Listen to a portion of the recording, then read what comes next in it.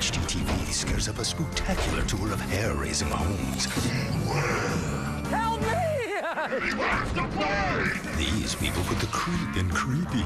A bone-chilling carnival. I love the whack-a-cool. Plus high-tech, high-drama frightorama. What's with that really haunted Halloween house? Premieres Sunday night at 9 on HGTV. Brought to you by John Hancock. The future is yours. Are you ready for a really spooky show? They're the most spooktacular Halloween houses anywhere. See how this home in California turns into a carnival that'll chill you to the bone. How this wraparound porch becomes a ghoulish theater. How a driveway transmogrifies into a haunted shack. Plus, a house wired for high-tech, high-drama, fright-o-rama, and more scary houses than you can throw an egg at. Wait a minute. Something's not quite right. Every neighborhood in America has that one house that takes Halloween so seriously, it's scary. You know the one I'm talking about. Well, this special dares to knock on death's door And ask Death that age-old question. that you have been too scared to ask. What's with that really Haunted Halloween house.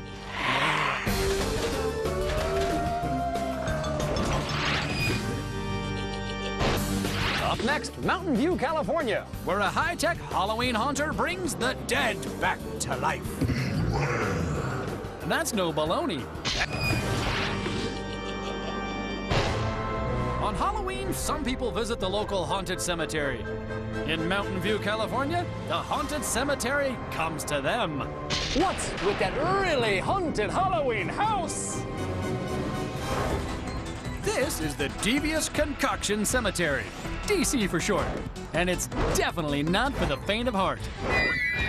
The DC Cemetery is chock full of animated ghosts, ghouls, and grim reapers.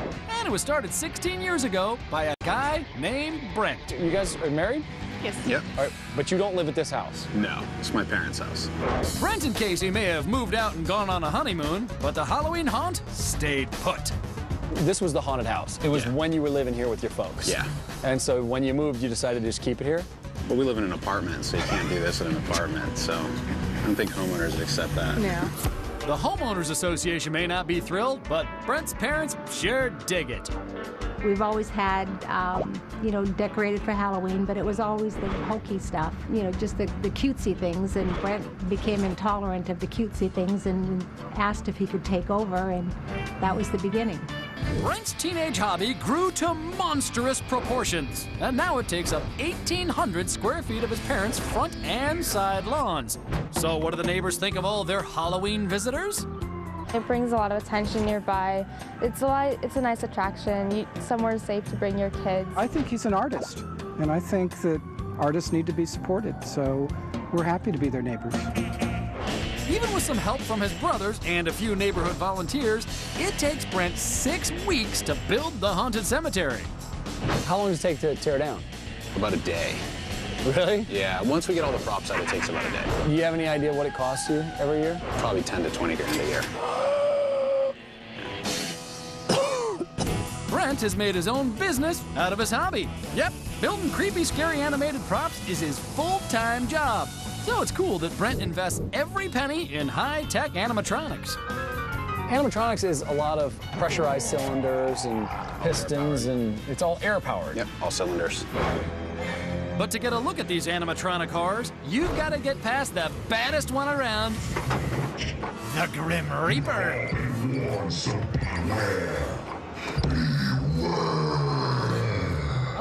Okay, I'm being where already? Well, the Reaper's on break.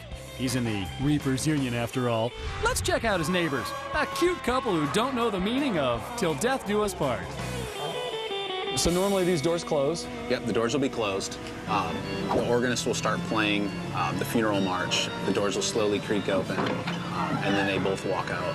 I think I'll skip the wedding cake. And get a load of this guy over by the entrance. He's dying to get out of here. But how the heck do you build something this complicated? I'm glad you asked. You start out with a steel frame called an armature. That's got all the joints and moving parts you'll be scaring people with later. All these creatures run on air pressure, so they'll need a lot of tubing and valves to get them moving. Then, you need a skeleton. There's no real skeletons here, No real skeleton. as far as you know. Yeah. You attach the skeleton to the armature and give them a makeover. So this is a cheesecloth and the stretchable spider webs that you buy around Halloween. And then what do you spray it with? Gel stain, just like you'd use for Like on wood. staining wood. Hook it all up to an air compressor, add some electronics to trigger it, and you're ready to freak out the neighborhood. But some of these animatronics are a lot more complicated, like this grieving widow. Not only is there an organist tickling the ivories for the widow, but she has to turn, stand, and then go for your throat.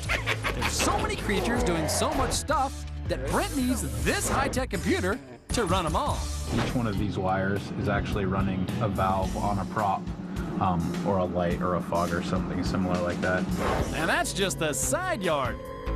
In the front yard, Brent's built a creepy morgue, complete with crypt keeper. There's scary stuff as soon as you walk in the door. Now, is he triggered like by motion? Yeah, he's triggered by a passive infrared sensor. Same with this guy here. He leans forward. Oh, he reaches to grab you? Yeah. What's this guy do? I can tell I'm not going to like this one at all.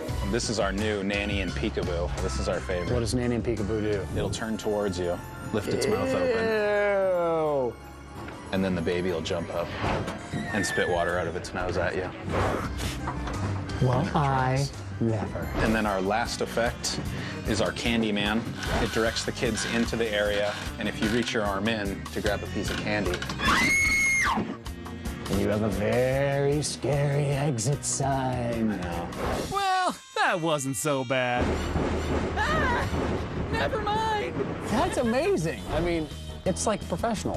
Yeah, it's good. Good? It's downright scary how good it is. It's a frightening business Brent's gone into, but building these animatronic ghouls for people everywhere makes it easy for everyone to say, Happy Halloween, everybody!